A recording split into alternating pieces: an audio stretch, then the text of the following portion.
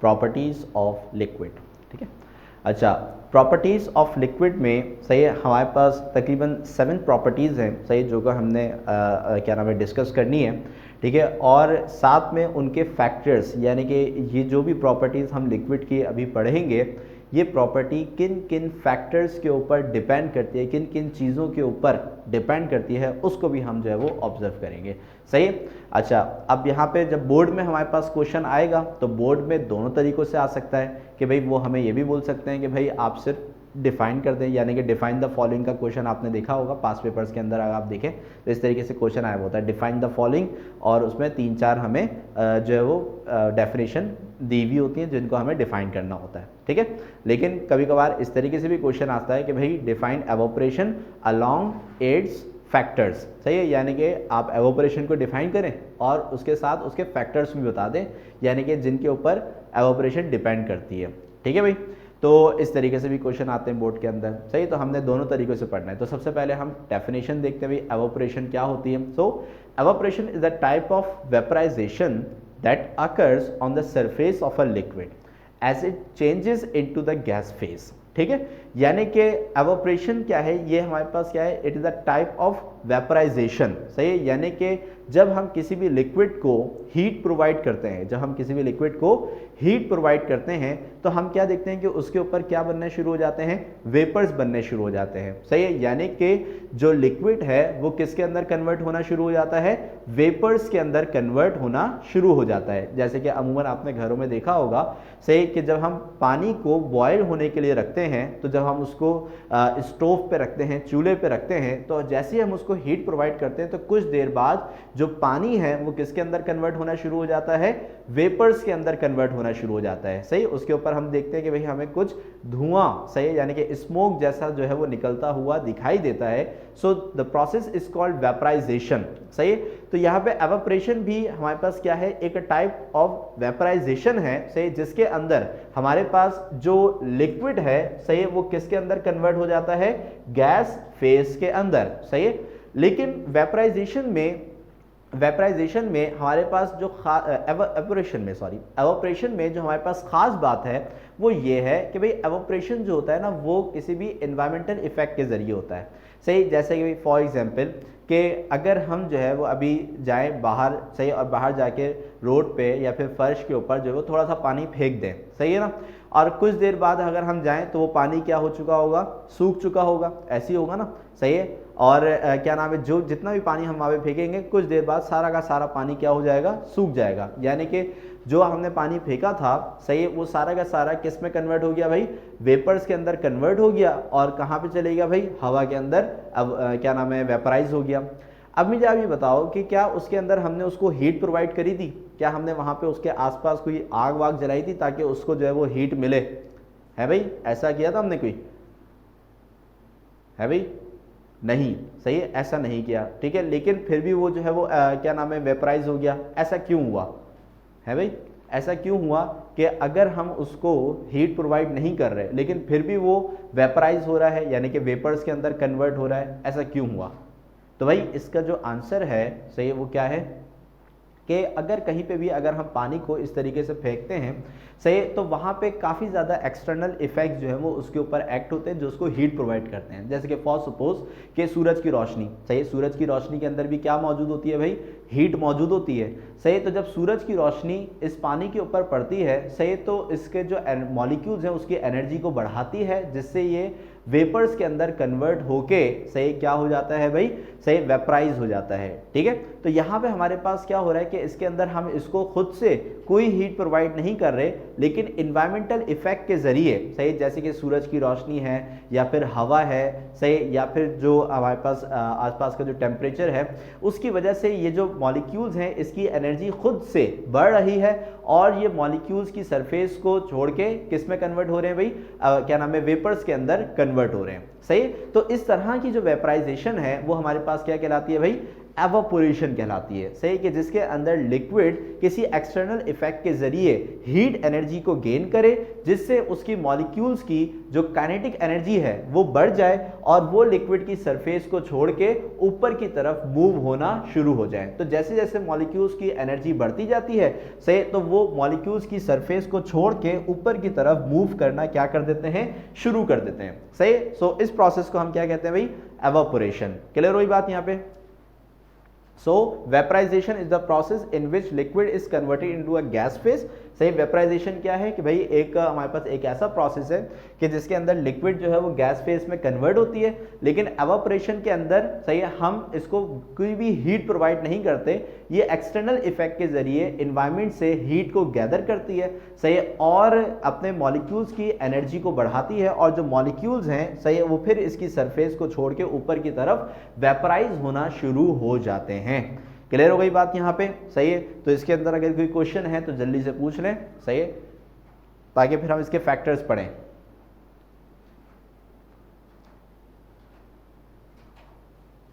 हाँ भाई, एनीवन, किसी को क्वेश्चन वेपरेशन के हवाले से? ओके अब्दुल्ला, और भी बच्चे? ओके अल्ताफ, ओके ओके, ठीक है भाई। तो भैया अगर आपसे कोई भी पूछता है भाई एवापोरेशन क्या होती है, बोले भाई एवापोरेशन जो है ना एक ऐसा प्रोसेस होता है जिसमें लिक्विड जो है वो गैस में कन्वर्ट हो जाती है, लेकिन हम उसके अंदर कोई भी हीट प्रोवाइड नहीं करते, सही। जो लिक्विड है वो एनवायरनमेंट से हीट को गैदर करके अपने मॉलिक्यूल्स की काइनेटिक एनर्जी को बढ़ाता है, सही है, और जो मॉलिक्यूल्स हैं वो उसकी सरफेस को छोड़ के वेपर्स में कन्वर्ट होना शुरू हो जाते हैं। ओके भाई, ठीक है। तो इस तरीके से हम जो है वो एवापोरेशन को डिफाइन कर सकते हैं, ठीक है भाई। तो अब हम ये देखते हैं कि भाई जो एवापोरेशन है, सही है, वो किन फैक्टर्स के ऊपर जो है वो डिपेंड करती है। नाउ फैक्टर्स, सही है। अब इसमें जो हमारे पास सबसे पहला फैक्टर है वो है टेम्परेचर, ठीक है। तो अब मुझे एक बात बताएं, जैसे कि अभी आजकल जो है वो सर्दियां आने लगी हैं, ठीक है। अब अगर मैं क्या करता हूं कि भाई क्या नाम है, जब समर क्या जो है हमारे पास मौसम होता है, सही है, तो अगर जब बिल्कुल ही गर्मी होती है, सही है ना, सुबह सुबह मैं 12 बजे जो है वो छत पे चले जाता हूँ, सही है, और जाके जो है ना एक गिलास जो है ना पानी का फेंक देता हूँ, सही है। और यही काम अगर मैं विंटर में करता हूँ, यानी कि जब सर्दियाँ होती हैं, ठीक है ना, उस वक्त अगर मैं ये काम करता हूँ, तो कब जो है वो पानी ज़्यादा तेज़ी से जो है वो वेपराइज होगा, समर में या फिर विंटर में? है भाई, अगर मैं एक दफ़ा जो है वो पानी समर में फेंकता हूँ और उतना ही पानी मैं विंटर में फेंकता हूँ, सही है, तो कौन सा जो है वो पानी सबसे पहले वेपराइज होगा? है भाई, very good Ayesha, very good Abdullah and Ayesha, ठीक है, अल्ताफ। अच्छा, अब यहाँ पे हमारे पास क्या है कि सही जवाब दिया आपने, समर में। क्यों? समर में हमारे पास टेम्परेचर क्या होता है, ज़्यादा होता है, सही है। तो जब हमारे पास टेम्परेचर ज़्यादा होता है तो फिर एवापोरेशन जो है वो क्या हो जाती है, इंक्रीज हो जाती है, सही है। तो जितना ज़्यादा हमारे पास टेम्परेचर होगा, सही है, उतनी ही तेज़ी से हमारे पास क्या होगी, एवापोरेशन होगी। So temperature is directly proportional to evaporation. अगर आप टेम्परेचर को बढ़ाओगे, यानी कि अगर आप एनवायरनमेंट का टेम्परेचर हॉट करोगे, सही, तो हमारे पास जो एवापोरेशन है वो क्या होगी भाई, तेजी से होगी, और पानी जो है वो तेजी के साथ वेपराइज होना शुरू हो जाएगा। क्लियर हो गई बात यहाँ पे, ठीक है, okay. So the next one is surface area. अब एक और सवाल है कि अगर मैं एक गिलास में पानी भरता हूँ, सही है, और उसको एक साइड पर रख देता हूँ, और उतना ही पानी मैं जो है वो ज़मीन पे फेंक देता हूँ, सही है, एक गिलास में पानी भरा, उसको साइड में रख दिया, और उतना ही पानी मैंने जो है वो कहाँ पे फेंक दिया भाई, ज़मीन पे फेंक दिया। कौन सा पानी पहले जो है वो वेपराइज होगा मुकम्मल, सही, कौन सा पानी पहले वेपराइज होगा, जो ज़मीन पे फेंका हुआ है वो वाला, या फिर जो कप में रखा हुआ है वो वाला? है भाई, कौन सा वेपराइज होगा, जो फेंका हुआ है, जो जमीन पे है। Very good Abdullah and very good Alishba, सही है। तो जो हमने पानी जमीन पे फेंका है वो पहले वेपराइज हो जाएगा, सही है, और जो हमने पानी जो है जो गिलास के अंदर रखा हुआ है वो देर से वेपराइज होगा। अब इसका जो आंसर है वो क्या है अभी, इसका आंसर, इसका रीजन ये है, चूंकि जो हम पानी फेंकते हैं तो वो पानी क्या हो जाता है, फैल जाता है। जब वो पानी फैल जाता है तो उससे होता क्या है कि उसका सरफेस एरिया क्या हो जाता है, बढ़ जाता है, और जब हमारे पास सरफेस एरिया बढ़ जाता है तो एवापोरेशन क्या हो जाती है, तेज हो जाती है, सही है। तो अगर हमारे पास सरफेस एरिया को हम इंक्रीज करते हैं सही है, तो हमारे पास एवोपरेशन भी क्या हो जाती है, इंक्रीज हो जाती है, यानी कि एवोपरेशन फिर ज्यादा तेजी से होती है। और जो पानी हमने कप के अंदर रखा था, तो चूंकि उसका सरफेस एरिया काफी कम था, इसी वजह से उसकी एवोपरेशन का रेट भी क्या हो गया, काफी कम हो गया। सही है, एवोपरेशन भी उसकी काफी क्या हो गई, कम हो गई। क्लियर है बात यहाँ पे? सही है, तो अगर आप सरफेस एरिया बढ़ाओगे, सही है, यानी कि अगर पानी को फैला दोगे, सही है, तो क्या होगा कि एवोपरेशन का जो रेट है वो बढ़ जाएगा। सो सरफेस एरिया बढ़ाने से एवोपरेशन क्या हो जाती है भाई, इंक्रीज हो जाती है। ठीक है, okay. The next one is humidity. अब ह्यूमिडिटी और एवोपरेशन का जो है वो हमारे पास है इनवर्स रिलेशन। ह्यूमिडिटी और एवोपरेशन का क्या है, हमारे पास इनवर्स रिलेशन है। सही है, अगर हम ह्यूमिडिटी को बढ़ाते हैं, सही है, तो एवोपरेशन जो है, सही है, ये हमारे पास क्या हो जाता है, कम हो जाता है। ह्यूमिडिटी बढ़ाएंगे तो एवोपरेशन क्या हो जाएगा, कम। अब सर ह्यूमिडिटी होती क्या है, ये तो ज़रा बताएं। ह्यूमिडिटी हम कहते हैं कि जब हमारे क्या नाम है, इन्वायरमेंट में जो वाटर पार्टिकल्स हैं, सही, जो वाटर वेपर्स हैं, सही है, अगर उसकी क्वांटिटी बढ़ जाती है, सही, अगर उसकी क्वांटिटी क्या हो जाती है, बढ़ जाती है, जिसे हम नॉर्मल आम अल्फाज में बोलते हैं हवा में नमी आ जाना। सही है, हवा में क्या आ जाना, नमी आ जाना, यानी कि वाटर मॉलिक्यूल्स की जब क्वांटिटी हवा में बढ़ जाती है, तो इसका मतलब होता है कि वहां पे उस एरिया के अंदर ह्यूमिडिटी क्या हो चुकी है, इंक्रीज हो चुकी है।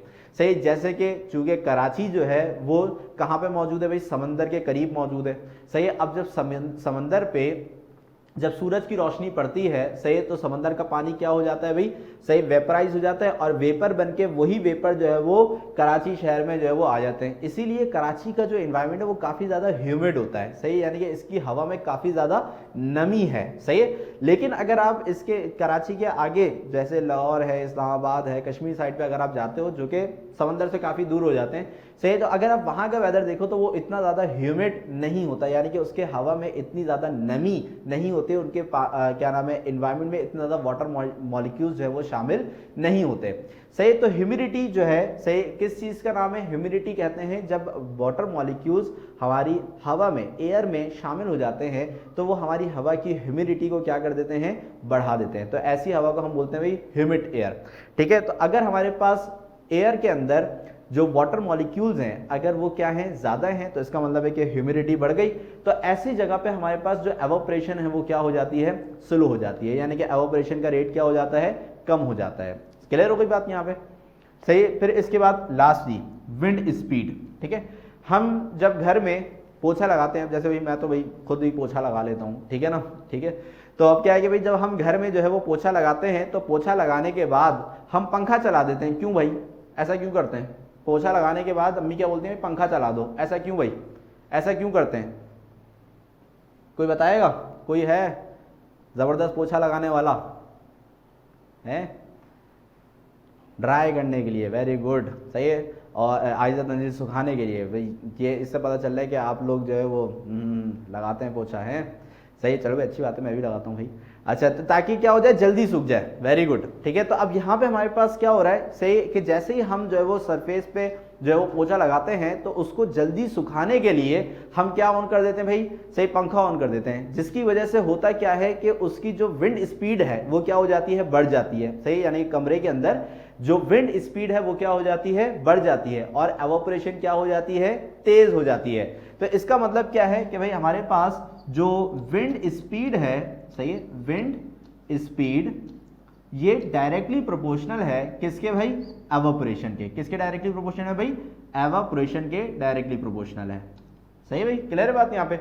सही, तो हमारे पास अगर जितनी ज़्यादा जो स्पीड है उस क्या नाम है, उस विंड है उसकी स्पीड जितनी ज़्यादा होगी, सही, तो एवोपरेशन भी क्या होगी, उतनी ही तेज़ी से होगी। इसी वजह से हम जब भी सरफेस पे पोछा वोछा लगाते हैं तो उसको जल्दी सुखाने के लिए हम पंखा ऑन कर देते हैं, ताकि विंड स्पीड बढ़ जाए और एवोपरेशन क्या हो जाए, तेज़ी के साथ हो जाए। क्लियर हो गई बात यहाँ पे? तो भाई एवोपरेशन जो है वो किन चीज़ों के ऊपर डिपेंड करती है? नंबर 1 इज टेम्परेचर, अगर टेम्परेचर ज़्यादा होगा तो एवोपरेशन भी तेज़ी से होगी। नंबर 2 इज सरफेस एरिया, अगर सरफेस एरिया ज़्यादा होगा तो तब भी एवोपरेशन क्या हो जाएगी, तेज़ी के साथ होगी। नंबर 3 इज ह्यूमिडिटी, सही, यानी कि अगर हमारी एयर में वाटर मॉलिक्यूल्स बढ़ जाते हैं, यानी कि ह्यूमिडिटी बढ़ जाती है, तो एवोपरेशन क्या हो जाएगी, स्लो हो जाएगी, यानी कि humidity and evaporation are inversely proportional. And number fourth one is wind speed, कि अगर हमारे पास विंड स्पीड बढ़ जाती है तो उससे एवापोरेशन क्या हो जाएगी, तेज हो जाएगी और पानी जो है वो जल्दी सूख जाएगा। क्लियर हुई बात यहाँ पे? सही, तो जल्दी से इसको रीड आउट करें, 1 मिनट दे रहा हूं और फिर उसके बाद जो है मैं आपसे कुछ क्वेश्चंस करूंगा।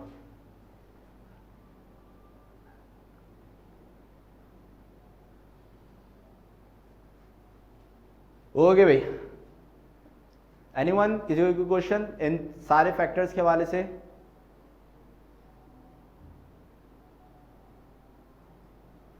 हाँ भाई, जिन जिन को समझ में आ गया है सही, वो ओके का तो जल्दी रिप्लाई कर दिए भाई, ओके ओके का रिप्लाई कर दिया करें ताकि फिर हम नेक्स्ट स्लाइड की तरफ मूव करें। ओके ओके, ये बात हुई ना, ये बात हुई, बेहतरीन, सही है, ठीक है। अच्छा, अब जो है हमारे पास नेक्स्ट टॉपिक जो है सही है, नेक्स्ट जो हमने डेफिनेशन पढ़नी है सही है, वो है हमारे पास वेपर प्रेशर की। सही है। अच्छा, वेपर प्रेशर के सही, वेपर प्रेशर को स्टार्ट करने से पहले थोड़ी देर के मैं 2 मिनट का पॉज लूँगा। सही। अच्छा सलमान भाई, आप जो है ना क्या करें कि जो चैट है उसको आप जो है वो को चैट कर दें, यानी कि बच्चों को एक दूसरे के जो मैसेज है वो नज़र ना आए, ठीक है। अच्छा, अब तमाम बच्चों से मेरी एक रिक्वेस्ट है कि अपने जो भी नंबर्स हैं, ठीक है, अपने नंबर्स, अपने गार्जियन के नंबर्स जो भी हैं सही है, वो जल्दी से चैट बॉक्स पे लिख दें, ठीक है। चैट को जो हमने को होस्ट कर दिया है, जिससे आप लोगों के जो नंबर्स हैं वो एक दूसरे को नज़र नहीं आएंगे, ठीक है, ताकि हमारा जो डाटा है वो यहाँ पे आ जाए, ताकि हमारी कोऑर्डिनेशन जो है वो आसान हो जाए, ठीक है। तो जल्दी से जितने बच्चे भी हमारे पास अभी मौजूद हैं क्लास में, वो अपने नंबर्स या फिर अपने गार्जियन के नंबर्स जो है वो जल्दी से चैट बॉक्स पे लिख दें। मैं 2 मिनट का पॉज दे रहा हूँ, जल्दी से ये काम कर दें।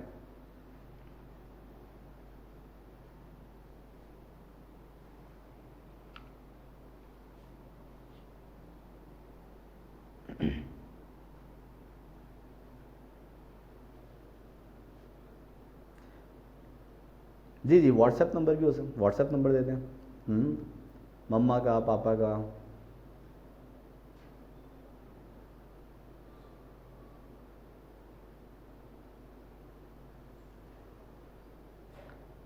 जैसे, ताकि आपसे जो कांटेक्ट करना है ना वो आसान हो जाएगा, हमारे पास रिकॉर्ड में आ जाएगा।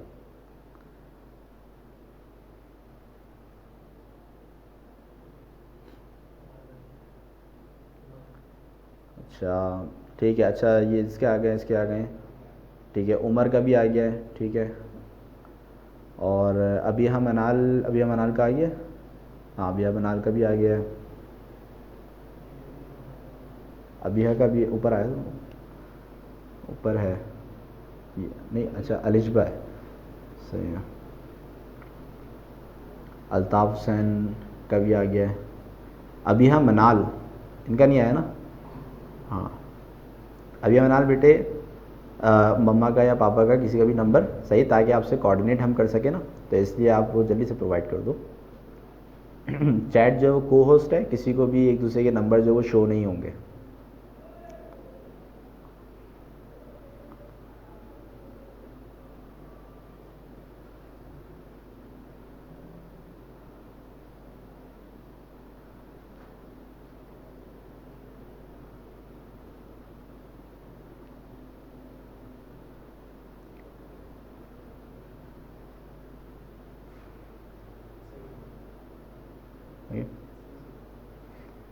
ओके, स्टार्ट करना, चलें ठीक है, सही है, thank you for your time. चलें अब शुरू करते हैं, अब जल्दी से। Vapour pressure, next property is, सही है, okay. So the vapour pressure of a liquid is a pressure exerted by the molecules that leaves the liquid surface of the walls, सही, leave the surface of the walls of the container, ठीक है। अब यहाँ पे हमारे पास क्या है कि भाई इसको अगर हम डायग्रामेटिकली समझें, सही, तो सपोज करते हैं कि भाई हमारे पास यहाँ पे एक कंटेनर मौजूद है, सही, और उस कंटेनर के अंदर हमारे पास जो है वो मॉलिक्यूल, लिक्विड के मॉलिक्यूल्स जो हैं वो मौजूद हैं, सही है ना। अच्छा, अब इसको जो है वो हम ऊपर से क्या कर देते हैं, एक बड़े कंटेनर के जरिए जो है वो क्या नाम है, कवर कर देते हैं, सही, ताकि जितने भी लिक्विड मॉलिक्यूल्स यहाँ से निकलते हैं वो इसी कंटेनर के अंदर रहें, सही है।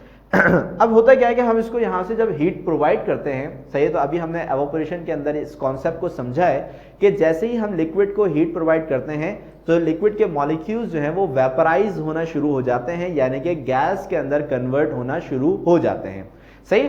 अब यहाँ पे हमारे पास क्या होगा कि जैसे जैसे हम इसको जो है वो हीट प्रोवाइड करेंगे तो आहिस्ता आहिस्ता इनके जो लिक्विड के जो मॉलिक्यूल्स हैं वो गैस फेज में आना शुरू होंगे, सही, और ऊपर की तरफ जो है वो ट्रैवल करना शुरू करेंगे, सही। अब बिल्कुल ऐसे ही जैसे ही हम आगे की तरफ जाएंगे, सही, यानी कि और हीट इसको प्रोवाइड करेंगे तो आप देख सकते हो कि डायग्राम में आपको मॉलिक्यूल्स की जो तादाद है गैस फेज में वो बढ़ती हुई नजर आ रही है, सही। इसी तरीके से और भी ज्यादा हम आगे जाते हैं, सही है, तो और ज्यादा लिक्विड के जो मॉलिक्यूल्स हैं वो गैस फेज के अंदर आ जाएंगे, सही। अब यहां पे होगा क्या कि जैसे जैसे हमारे पास लिक्विड के मॉलिक्यूल्स गैस फेज के अंदर आएंगे, सही, तो ये मॉलिक्यूल्स जाके टकराएंगे किसके साथ, वॉल्स ऑफ द कंटेनर्स के साथ, यानी कि इधर टकराएंगे, इस तरफ टकराएंगे। और जब molecules walls of the container के साथ टकराते हैं, सही, तो वो उसके ऊपर फोर्स अप्लाई करते हैं, सही, और फोर्स पर यूनिट एरिया, सही, force per unit area is called pressure, सही। यानी कि अगर हम किसी भी सरफेस के ऊपर फोर्स अप्लाई करते हैं, अगर हम किसी भी सरफेस के ऊपर क्या अप्लाई करते हैं बच्चों, फोर्स अप्लाई करते हैं, सही, तो फोर्स पर यूनिट एरिया हमारे पास क्या कहलाता है, प्रेशर कहलाता है, सही। तो जैसे जैसे मॉलिक्यूल्स जो हैं वो वेपराइज होंगे, सही, तो उनके जो मॉलिक्यूल्स की जो वेपर्स हैं, सही, उसके मॉलिक्यूल्स की क्वांटिटी बढ़ जाएगी, सही। और जब ये मॉलिक्यूल्स इस वॉल ऑफ द कंटेनर के साथ कोलाइड करेंगे, उससे टकराएंगे, तो इससे होगा क्या कि यहां पे हमारे पास जो प्रेशर है वो क्या हो जाएगा भाई, इंक्रीज हो जाएगा, सही है। और जब हमारे पास यहाँ पे प्रेशर इंक्रीज होता जाएगा तो इसी प्रेशर को हम क्या कहेंगे, वेपर प्रेशर कहेंगे। क्लियर हुई बात यहाँ पे, सही।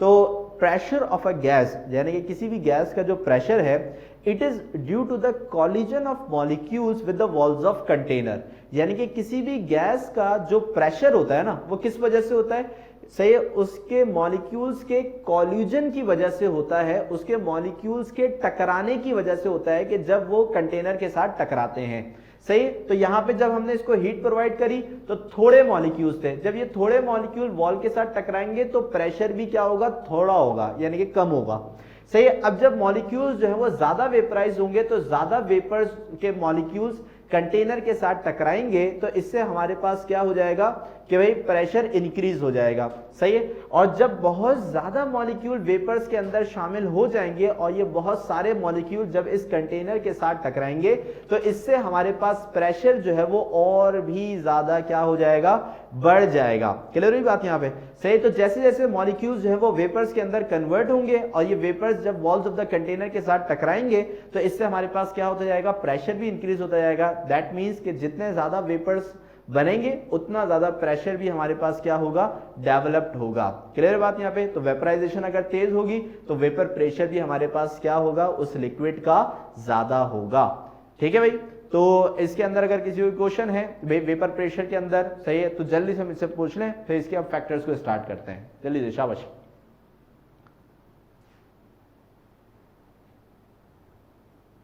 होगी भाई, एनीवन? वेपर प्रेशर के अंदर किसी को कोई कंफ्यूजन?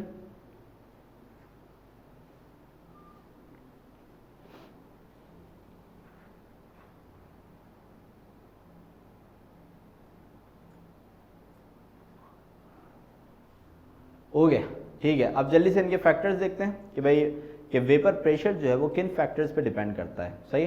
तो नंबर वन जो है, सही, नंबर वन जो है, सही, ये है हमारे पास। अच्छा आयशा, भी मैं इसको लास्ट में जो दोनों को एक साथ क्लियर कर दूंगा, ठीक है भाई। अच्छा, तो इसमें नंबर वन जो है भाई वो है हमारे पास नेचर ऑफ लिक्विड, ठीक है। यानी कि जो हमारे पास नेचर मुख्तलिफ जो नेचर्स के लिक्विड्स हैं उनके वेपर प्रेशर भी क्या होते हैं, डिफरेंट होते हैं, सही। तो यहाँ पे हमें बताया जा रहा है कि भाई the vapour pressure depends upon the nature of liquid, सही। क्योंकि हमारे पास कुछ लिक्विड्स ऐसे होते हैं, सही, जो कि हमारे पास क्या होते हैं भाई, पोलर होते हैं, सही है। पोलर ऐसे लिक्विड्स होते हैं जिनके ऊपर पॉजिटिव नेगेटिव चार्जेस मौजूद हों, सही है। जैसे कि क्या नाम है हमारे पास, HCl है, सही है। तो HCl में हमारे पास H के ऊपर पॉजिटिव चार्ज होता है और Cl के ऊपर क्या होता है, negative charge.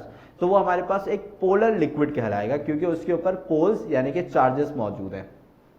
So polar liquids have low vapour pressure, सही है। तो पोलर लिक्विड का जो वेपर प्रेशर है, सही, वो हमारे पास क्या होता है, कम होता है, सही है, देन नॉन पोलर लिक्विड्स, सही, then non polar liquids at the same temperature. यानी कि अगर आप एक ही टेम्परेचर के ऊपर एक पोलर लिक्विड को रखो और एक नॉन पोलर लिक्विड को रखो, सही, तो जो पोलर लिक्विड है उसका जो वेपर प्रेशर होगा वो क्या होगा, कम होगा, और जो हमारे पास नॉन पोलर लिक्विड है यानी कि जिसके ऊपर कोई भी चार्ज नहीं होता, जो कि न्यूट्रल लिक्विड्स होते हैं हमारे पास, सही, तो उसका जो वेपर प्रेशर होगा, सही, वो हमारे पास क्या होगा, ज्यादा होगा।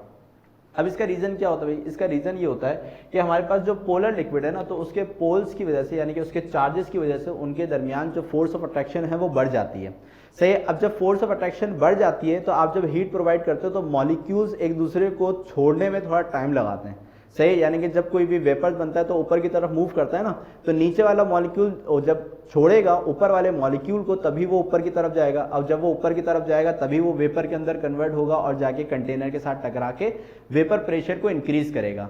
अब अगर हम बात करें भाई पोलर लिक्विड की, तो इसमें जो दो मॉलिक्यूल्स के दरमियान में जो अट्रैक्शन है वो ज्यादा होती है, तो आप जितनी भी हीट प्रोवाइड कर लो तो ये इसको छोड़ने में थोड़ा टाइम लगाता है। तो जब हमारे पास ये जो मॉलिक्यूल्स हैं ये एक दूसरे को इनके दरमियान जो फोर्स ऑफ अट्रैक्शन अगर वो कम नहीं होगी, सही, तो ये छोड़ने में टाइम लगाएंगे, मॉलिक्यूल ऊपर नहीं जाएगा, और जब मॉलिक्यूल ऊपर नहीं जाएगा तो जाहिर सी बात है कि भाई प्रेशर भी हमारे पास डेवलप नहीं होगा, सही। तो इसी वजह से ऐसे लिक्विड के जिनके ऊपर चार्जेस होते हैं उनकी अट्रैक्शन ज्यादा होती है, वेपर प्रेशर कम हो जाता है, सही। और जो नॉन पोलर हैं उनके दरमियान में इतनी ज्यादा कोई अट्रैक्शन नहीं होती, इसी वजह से जो लिक्विड के मॉलिक्यूल्स हैं वो बड़ी आसानी से उनको छोड़ के ऊपर की तरफ चले जाते हैं, सही, और ऊपर जाके वेपर प्रेशर को क्या करते हैं भाई, इंक्रीज करते हैं। क्लियर है बात यहाँ पे। फिर इसके बाद साइज ऑफ मॉलिक्यूल, सही। अब साइज ऑफ मॉलिक्यूल में कि भाई अगर हमारे पास ऐसे मॉलिक्यूल के जिनका साइज काफी ज्यादा है, सही, तो वो ऊपर उठने में थोड़ा सा टाइम लगाएंगे, जैसे कि मोटे लोग होते हैं ना, सही, वो थोड़ा उठने में थोड़ा टाइम लगाते हैं, लेकिन जो जिनका वेट कम होता है, सही, वो फौरन खड़े हो जाते हैं, सही। तो अब यहाँ पे हमारे पास क्या है कि जो साइज ऑफ मॉलिक्यूल है, यानी कि अगर लिक्विड के मॉलिक्यूल का साइज ज्यादा होगा तो वो ऊपर जाने में टाइम लगाएंगे, जिसकी वजह से वेपर प्रेशर जो है वो ऊपर क्या हो जाएगा, कम हो जाएगा, क्योंकि जितने ज्यादा तेजी के साथ मॉलिक्यूल्स ऊपर की तरफ जाते हैं वेपर प्रेशर उतनी तेजी से बढ़ता है, सही। तो जब मॉलिक्यूलर वेट बढ़ जाएगा यानी कि मॉलिक्यूल का साइज ज्यादा होगा, तो जब मॉलिक्यूल्स ऊपर की तरफ क्या नाम है स्लो जाएंगे तो फिर प्रेशर भी वहां पे क्या होगा, कम डेवलप्ड होगा। लेकिन अगर हमारे पास मॉलिक्यूलर साइज काफी कम है, सही, मॉलिक्यूल का साइज जो है वो कम है, तो उसका वजन भी क्या होगा, कम होगा, सही। तो मॉलिक्यूल जो है वो तेजी के साथ, क्योंकि उनका वजन कम है, तो वो बड़ी आसानी से ऊपर की तरफ क्या करेंगे, मूव करेंगे, सही, और ऊपर की तरफ मूव करके कंटेनर से टकराएंगे, और कंटेनर से टकराने पे प्रेशर को जो है वो डेवलप करेंगे, सही। तो अगर मॉलिक्यूल का साइज ज्यादा होगा, सही, वजन ज्यादा होगा, तो वेपर प्रेशर क्या हो जाएगा, कम हो जाएगा। और अगर मॉलिक्यूल का साइज जो है, सही, अगर हम उसको क्या कर देते हैं, कम कर देते हैं, सही, तो इससे वेपर प्रेशर क्या हो जाएगा, हमारे पास बढ़ जाएगा, ठीक है भाई। तो number 1 is nature of liquid, कि भाई नेचर ऑफ लिक्विड के ऊपर जो है वो क्या नाम है, वेपराइजेशन, वेपर प्रेशर जो है वो डिपेंड करती है, सही। और size of molecule, size of molecule के ऊपर जो है वो हमारे पास वेपर प्रेशर जो है वो डिपेंड करता है। और फिर नंबर 3 इज टेम्परेचर। टेम्परेचर बड़ी आसान सा है कि हम अगर इसको ज्यादा हीट प्रोवाइड करेंगे, सही, तो वेपर प्रेशर यानी कि वेपराइजेशन काफी तेजी के साथ होगी, सही है, तो वेपर प्रेशर भी बढ़ जाएगा। अगर इसको हम कम टेम्परेचर प्रोवाइड करेंगे, सही, तो वेपराइजेशन भी काफी स्लो होगी, जिससे वेपर प्रेशर भी हमारे पास क्या हो जाएगा, कम हो जाएगा। सो वेपर प्रेशर जो है, सही है, वेपर प्रेशर जो है ये डायरेक्टली प्रोपोर्शनल है किसके, टेम्परेचर के। टेम्परेचर बढ़ाओगे तो वेपर प्रेशर भी बढ़ जाएगा, और टेम्परेचर कम करोगे तो वेपर प्रेशर भी क्या हो जाएगा, कम हो जाएगा, ठीक है भाई। तो जल्दी से इन फैक्टर्स को एक दफा रीड आउट कर लें, सही है, और ताकि फिर हम जो है वो नेक्स्ट प्रॉपर्टी की तरफ मूव करते हैं, सही है। अच्छा आयशा खान, आपको जो है मैं जल्दी से इसका एक रिव्यू दे देता हूँ, ठीक है ना। तो जल्दी से जो फैक्टर्स जो है वो पढ़ लें, जल्दी से फैक्टर्स एक दफा देख लें, और फिर कोई भी क्वेश्चन हो तो पूछ लें, और जिनको समझ में आ गया जल्दी से ओके का भी रिप्लाई कर दें।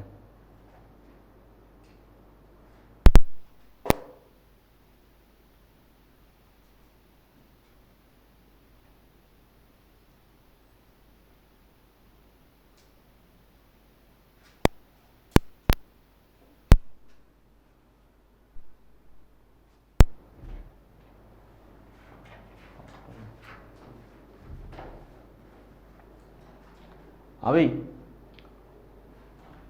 एनीवन, किसी question? Okay Abdullah, okay Altaf, okay एज ए तंजील, ठीक है अलिशबा, ठीक है, सही है, ठीक है। अच्छा आयशा, जल्दी से मैं जो है वो स्लाइड बैक कर रहा हूँ और वेपर प्रेशर को एक दफ़ा मैं आपको ठीक है। अच्छा वेपर प्रेशर आप जल्दी से समझें। आयशा देखें, अगर हम किसी भी लिक्विड को वेपराइज करवाते हैं तो इसके जो मॉलिक्यूल्स हैं वो वेपर्स में कन्वर्ट होकर ऊपर की तरफ मूव होना शुरू होंगे, सही है। अब जैसे जैसे वेपर्स ऊपर की तरफ जाएंगे, सही है, तो ये जो वेपर्स हैं, सही है, ये ऊपर मौजूद जो हमारे पास कंटेनर है इसकी वॉल के साथ टकराएंगे। अब जब ये मॉलिक्यूल वॉल के साथ टकराएंगे तो ये उसके ऊपर क्या एग्जर्ट करेंगे? फोर्स एग्जर्ट करेंगे, सही है। तो फोर्स पर यूनिट एरिया हमारे पास क्या कहलाता है? प्रेशर कहलाता है। तो अगर हमारे पास क्या होगा कि जो बहुत सारे मॉलिक्यूल जब इस वॉल्स ऑफ द कंटेनर के साथ टकराएंगे, सही, यहाँ पे टकराएंगे, इधर इधर इधर, सही, तो इससे हमारे पास क्या होगा कि जो वेपर प्रेशर है, सही, वेपर का जो प्रेशर है वो क्या हो जाएगा? बढ़ना शुरू हो जाएगा। यहाँ पे वेपर्स कम है, टकराना कम होगा, तो वेपर प्रेशर भी कम होगा। जब यहाँ पे वेपर्स बढ़ गए, सही, टकराना ज्यादा होगा, तो वेपर प्रेशर भी बढ़ जाएगा। यहाँ पे मॉलिक्यूल्स बहुत ज्यादा हो गए, सही है, तो टकराना भी बहुत ज्यादा होगा और वेपर प्रेशर यहाँ पे और ज्यादा क्या हो जाएगा? बढ़ जाएगा, सही। तो कभी भी किसी भी लिक्विड के जो मॉलिक्यूल्स हैं जब वो वेपर्स के अंदर कन्वर्ट हो जाते हैं, सही, और कंटेनर के साथ वो टकराते हैं, तो उसके ऊपर वो फोर्स एग्जर्ट करके क्या डेवलप करते हैं? प्रेशर डेवलप करते हैं, और इसी प्रेशर को हम क्या कहते हैं? वेपर प्रेशर कहते हैं, ठीक है भाई। आयशा सही, अब कोई क्वेश्चन आपका?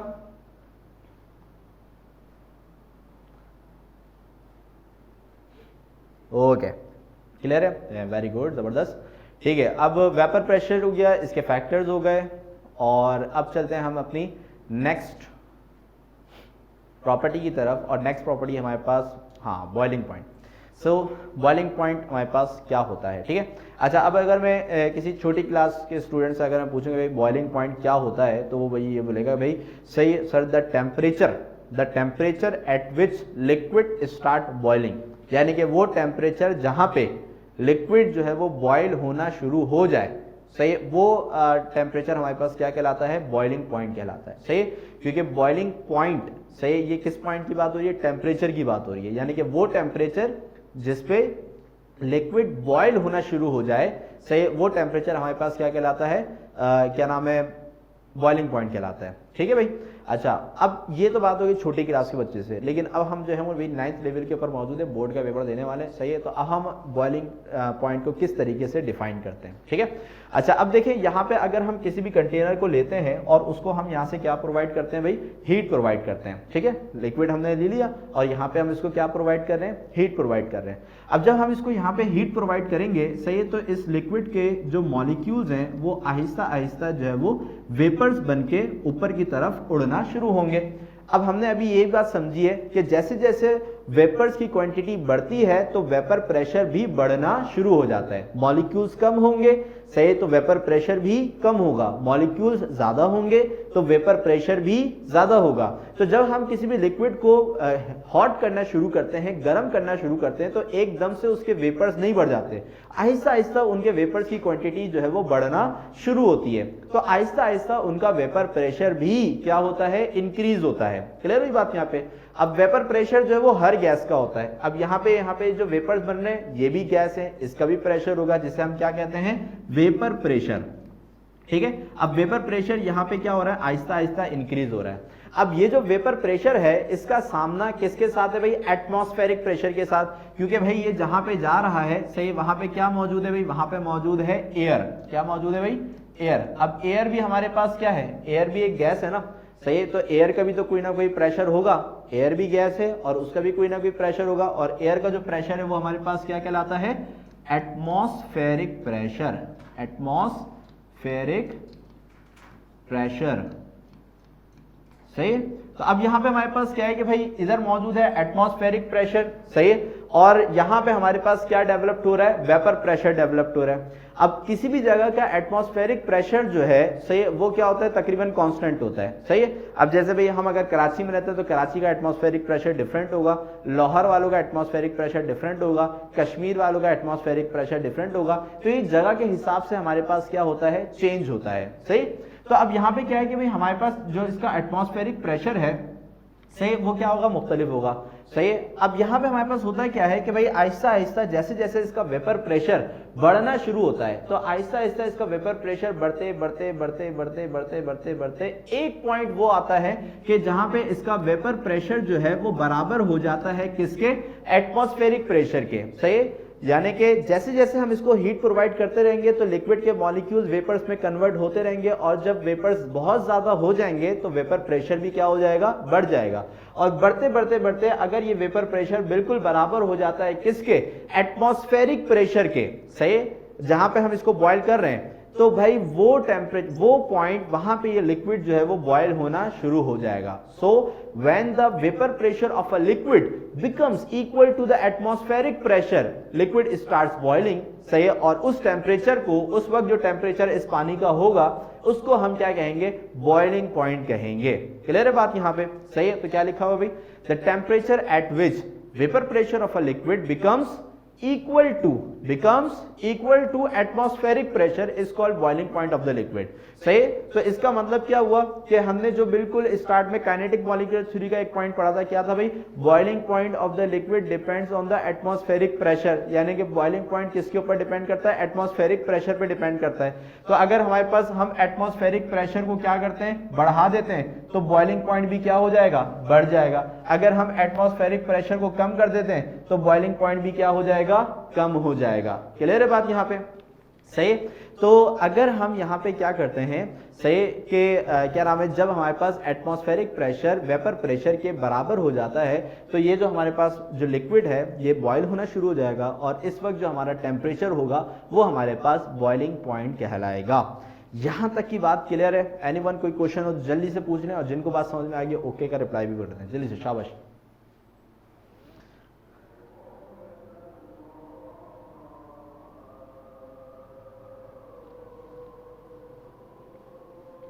ओके आयशा क्लियर है, ओके अब्दुल्ला सही है, ठीक है। तो इसका मतलब क्या हुआ कि अगर वो जगह हैं जहां पे एटमॉस्फेरिक प्रेशर कम होता है तो वहां पे लिक्विड जल्दी बॉयल हो जाएगा, सही है, और वो जगह है, सही, जहां पे एटमॉस्फेरिक प्रेशर ज्यादा होता है वहां पे लिक्विड थोड़ा देर से बॉयल होता है, सही, क्योंकि जितना ज्यादा हमारे पास एटमॉस्फेरिक प्रेशर होगा तो वेपर प्रेशर को उसके इक्वल होने में उतना ही टाइम लगेगा, सही। और अगर हमारे पास एटमॉस्फेरिक प्रेशर ही कम होगा तो वेपर प्रेशर फौरन से इसके इक्वल होकर लिक्विड को बॉयल कर देगा। क्लियर हुई बात यहाँ पे? सही। तो जो हिली एरियाज होते हैं ना, यानी कि ऐसे एरियाज, पहाड़ी एरियाज जैसे कि होते हैं, सही, तो वहां पे जो लिक्विड है बहुत जल्दी बॉयल हो जाता है। इसका रीजन पता है क्या है? इसका रीजन यही है कि वहां पे एटमॉस्फेरिक प्रेशर काफी कम होता है, सही। चूंकि वहां पे एटमॉस्फेरिक प्रेशर कम होता है इसी वजह से जो वेपर प्रेशर है वो बहुत जल्दी एटमॉस्फेरिक प्रेशर के बराबर आ जाता है, और लिक्विड फौरन जो है वो क्या हो जाता है, बॉयल होना शुरू हो जाता है, सही है। अभी उसने इतनी ज्यादा हीट गेन नहीं करी होती लेकिन बॉयल होना शुरू हो जाता है, सही है।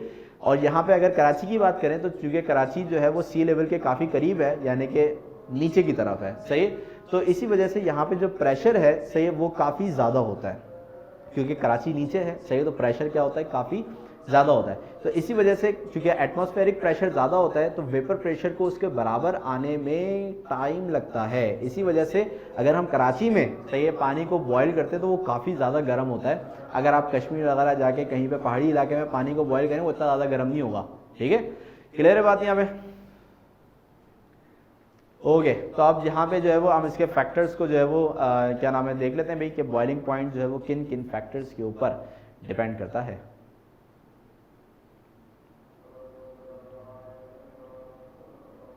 ओके। सो सबसे पहला तो ऑब्वियसली एटमॉस्फेरिक प्रेशर, ये तो हमने पढ़ ही लिया कि भाई एटमॉस्फेरिक प्रेशर के ऊपर जो बॉइलिंग पॉइंट डिपेंड करता है। एटमॉस्फेरिक प्रेशर बढ़ेगा तो बॉइलिंग पॉइंट भी बढ़ जाएगा, एटमॉस्फेरिक प्रेशर कम होगा तो बॉइलिंग पॉइंट भी कम हो जाएगा। इसके अलावा नेचर ऑफ लिक्विड, सही है, क्योंकि नेचर ऑफ लिक्विड कैसे, क्योंकि बॉइलिंग पॉइंट में एक बड़ा फैक्टर जो है वो वेपर प्रेशर का है, और अभी हमने पीछे जो हमने वेपर प्रेशर पढ़ा है उसके अंदर हमने देखा था कि वेपर प्रेशर जो वो नेचर ऑफ लिक्विड के ऊपर डिपेंड करता है, सही है।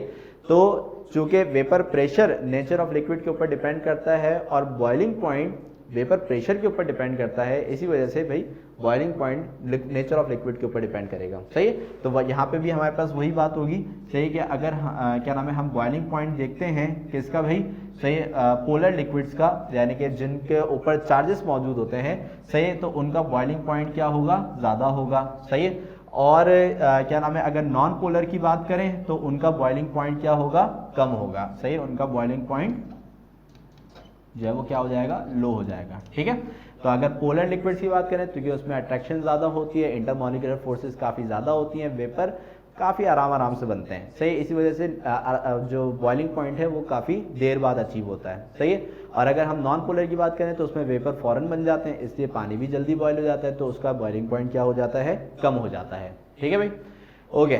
Intermolecular forces, substance having stronger intermolecular forces have high boiling points, यानी कि अगर हमारे पास इंटरमॉलिक्यूलर फोर्सेस यानी कि मॉलिक्यूल्स के दरमियान में फोर्सेस अगर ज़्यादा होंगी, सही, तो बॉइलिंग पॉइंट भी हमारे पास क्या होगा, ज़्यादा होगा। अगर हमारे पास इंटरमॉलिक्यूलर फोर्सेस कम होती हैं, सही, तो फिर हमारे पास बॉइलिंग पॉइंट भी क्या हो जाता है, कम। इसका मतलब क्या हुआ कि भाई intermolecular forces are directly proportional to boiling point. ठीक है भाई, तो यहाँ पे हमारे पास ये थे इसके 3 फैक्टर्स। ठीक है, इससे रिलेटेड अगर कोई क्वेश्चन है तो जल्दी से इसको रीड आउट कर लें, और कोई क्वेश्चन हो तो जल्दी से पूछ लें, और फिर हम जो है वो नेक्स्ट प्रॉपर्टी की तरफ मूव करेंगे।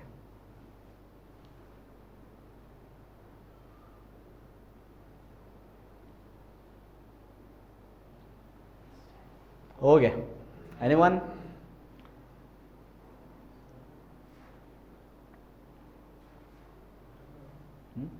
हाँ, ओके भाई, ठीक है, तो अब जल्दी से हम जो है वो नेक्स्ट प्रॉपर्टी की तरफ मूव करते हैं।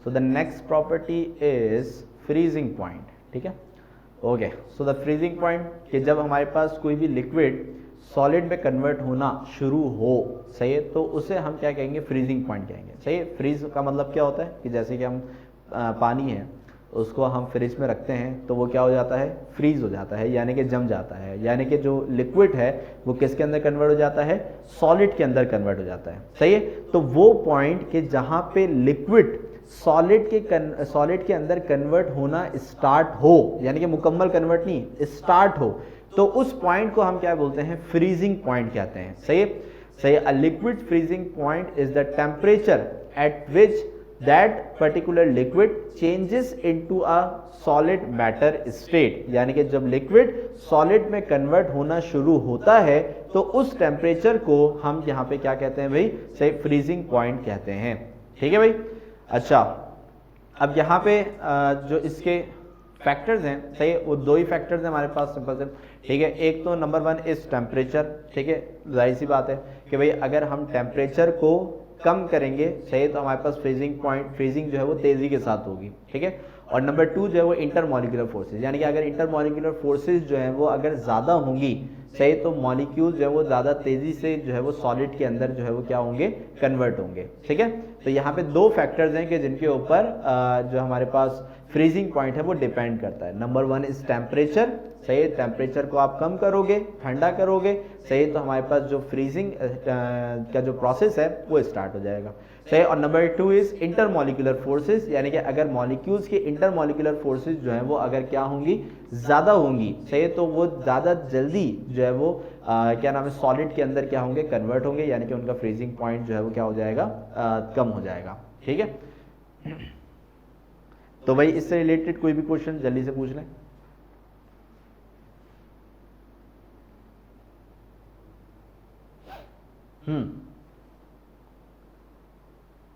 ओके, ठीक है, okay. Next property is diffusion. सही है, अच्छा, डिफ्यूजन की जो प्रॉपर्टी है उसको हमने इसके अंदर भी डिस्कस किया था, गैसेस के अंदर भी डिस्कस किया था। सही है, डिफ्यूजन का मतलब क्या होता है, स्प्रेडिंग ऑफ मॉलिक्यूल्स। सही है, अब अगर स्प्रेडिंग ऑफ गैस मॉलिक्यूल्स हैं, सही है, तो इसका मतलब ये होगा कि क्या नाम है, जो हमारे पास मॉलिक्यूल्स हैं, सही है, सॉरी जो डिफ्यूजन है वो गैस के अंदर हो रही है, ठीक है। और अगर मॉलिक्यूल जो है वो लिक्विड के हैं, सही है, तो फिर वो डिफ्यूजन लिक्विड की मानी जाएगी, सही है। अब सही ये लिक्विड में डिफ्यूजन कैसे होती है, यानी कि लिक्विड में मॉलिक्यूल्स फैलते कैसे हैं, तो इसके लिए डिमॉन्स्ट्रेशन जो है वो इस डायग्राम से बहुत अच्छी मिलती है। सही कि सपोज करें कि भाई हमारे पास यहाँ पे पानी मौजूद है और यहाँ पे आप कुछ ड्रॉप इंक होते हैं ना, इंक, सही, उसके आप कुछ ड्रॉप्स जो है वो यहाँ पे डालते हो, सही। तो जैसे ही आप इस ड्रॉप को इसके अंदर डालते हो तो आहिस्ता आहिस्ता हमें क्या देखने को मिलता है कि ये जो इंक का जो ड्रॉप है, सही, ये इसके अंदर स्प्रेड होना शुरू हो गया है, यानी कि फैलना शुरू हो गया है, ठीक है। तो इसका मतलब ये है कि हमारे पास यहाँ पे जो डिफ्यूजन की प्रॉपर्टी है, सही, वो लिक्विड्स के अंदर भी मौजूद है, सही, यानी कि with in a liquid medium, सही, हमारे पास कोई भी लिक्विड अगर उसके अंदर डाला जाता है, सही, तो वो उसके अंदर जाके क्या हो जाएगा, फैल जाएगा, सही। तो यहाँ पे इस प्रॉपर्टी को हम क्या कहते हैं, डिफ्यूजन कहते हैं, सही। So diffusion is spreading out of liquid molecules throughout the vessel, सही है, यानी कि आप किसी भी वेसल के अंदर, किसी भी कंटेनर के अंदर किसी एक लिक्विड में किसी दूसरे लिक्विड को डालते हो, सही, तो वो उसके अंदर जाके क्या होना शुरू हो जाता है, स्प्रेड होना शुरू हो जाता है। और इसी स्प्रेडिंग प्रॉपर्टी को हम क्या कहते हैं भाई, डिफ्यूजन कहते हैं, ठीक है। तो अगर इसके हम फैक्टर्स देखें तो इसके फैक्टर्स जो हैं, सही, नंबर 1 इज इंटरमॉलिक्यूलर फोर्सेस, सही है, यानी कि जो मॉलिक्यूल्स के दरमियान में जो अट्रैक्टिव फोर्सेस होती हैं, ठीक है। So liquids have weaker intermolecular forces, सही है, than solid, due to this diffuse faster than solid, ठीक है, diffuse faster than solid but less rapidly than gas, ठीक है। तो यहाँ पे हमारे पास क्या है कि भाई जो हमारे पास लिक्विड्स की जो इंटरमॉलिक्यूलर फोर्सेज हैं, सही है, वो सॉलिड के मुकाबले में जो है वो क्या होती हैं, वीक होती हैं, यानी कि कम होती हैं, सही है। तो उनके अंदर जो डिफ्यूजन है वो ज़्यादा होती है, सही, देन सॉलिड, सही। और जो हमारे पास गैसेज हैं, चूंकि उनके अंदर इंटरमॉलिक्यूलर फोर्सेस सबसे कम होती हैं, तो वो बड़ी आसानी से जो है वो एक पॉइंट से दूसरे पॉइंट पे मूव कर जाती हैं। जैसे मैंने आपको एग्जांपल दी थी कि अगर आप अपने कमरे के एक पॉइंट पे अगर रूम स्प्रे करते हो तो वो कुछ देर बाद वो जो रूम स्प्रे की जो खुशबू है, सही, वो पूरे कमरे के अंदर फैल जाती है। So from the higher concentration to the lower concentration gases बहुत तेजी के साथ फैलती हैं, ठीक है। और यहाँ पे अभी हमने जो लिक्विड की डिफ्यूजन देखी है, तो लिक्विड की डिफ्यूजन का जो स्पीड होगा, जो रेट होगा, सही, वो गैसेस के मुकाबले में कम होगा। और सॉलिड के अंदर तो डिफ्यूजन जो है वो काफ़ी कम होती है, क्योंकि उसके अंदर इंटरमॉलिक्यूलर फोर्सेज बहुत ज़्यादा बढ़ जाती हैं, सही। अच्छा, साइज ऑफ मॉलिक्यूल्स, सही, small size molecule diffuse rapidly than the bigger one, सही है। बड़ी सिंपल सी बात है कि भाई अगर हमारे पास एक मॉलिक्यूल है, उसका साइज अगर हमारे पास क्या है, सही, क्या नाम है, स्मॉल है, तो अगर साइज स्मॉल होगा तो वो बहुत तेजी के साथ मूव करेगा, सही। अगर तेजी के साथ मूव करेगा तो डिफ्यूजन क्या हो जाएगी, तेज हो जाएगी, सही। और अगर किसी मॉलिक्यूल का साइज जो है वो अगर ज्यादा होगा, सही, मॉलिक्यूल का साइज अगर हमारे पास क्या होगा, ज्यादा होगा, तो उसकी स्पीड क्या हो जाएगी, कम, सही। जैसे मैं एग्जांपल देता हूँ कि भाई अगर एक मोटा बच्चा है और एक पतला सा बच्चा है, तो अगर मैं दोनों की रेस लगवाऊं, सही, तो कौन जीतेगा भाई, मोटा वाला जीतेगा या पतला वाला जीतेगा, सही भाई, पतला वाला जीतेगा ना। पतला वाला बड़ी तेजी के साथ जो है वो मूव कर जाएगा, लेकिन मोटे वाले को भागने में थोड़ा टाइम लगेगा, यानी कि उसकी स्पीड क्या होती है, कम होती है। तो इसी तरीके से मॉलिक्यूलर साइज के साथ भी होता है। तो वो मॉलिक्यूल जिनका साइज स्मॉल होता है वो तेजी के साथ डिफ्यूज करते हैं, और जिनका साइज ज़्यादा होता है वो उनके डिफ्यूजन का रेट क्या हो जाता है, कम हो जाता है। मॉलिक्यूल्स, शेप ऑफ मॉलिक्यूल्स, सही। अब हमारे पास मॉलिक्यूलर शेप जो है वो इरेगुलर भी होती है, रेगुलर भी होती है, सही, यानी कि तमाम मॉलिक्यूल्स एक शेप के भी होते हैं और तमाम मॉलिक्यूल्स जो है वो डिफरेंट शेप के भी होते हैं, सही है। जैसे कि इसकी एग्जांपल ऐसे है, जैसे कि हमारे पास क्या है कि भाई कुछ पत्थर हैं, सही, अगर उन पत्थर को मैं ज़मीन पे फेंकता हूँ, सही, तो पत्थरों की जो शेप होती है वो इरेगुलर होती है, तो वो काफ़ी ज़्यादा दूर तक नहीं जाएंगे, यानी कि वो ज़्यादा स्प्रेड नहीं होंगे। लेकिन अगर मेरे पास जो है वो कुछ बॉल्स हैं, सही है, अगर मैं उन बॉल्स को ज़मीन पे फेंकता हूँ तो वो बहुत ज़्यादा दूर तक जाती हैं, सही है। क्यों?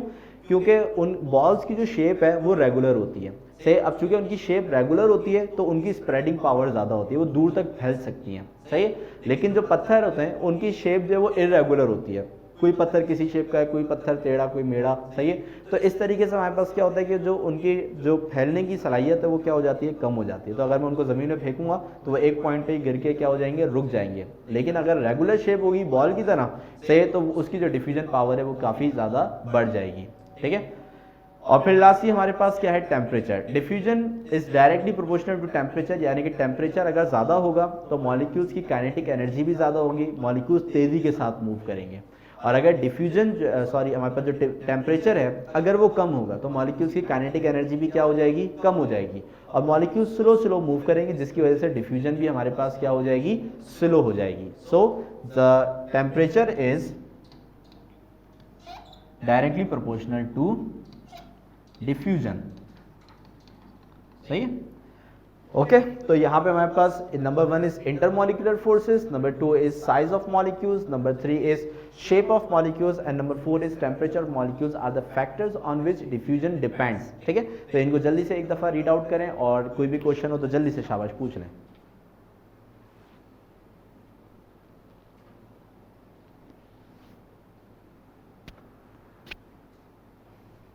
ओके, एनीवन, कोई क्वेश्चन? ओके ओके ठीक है।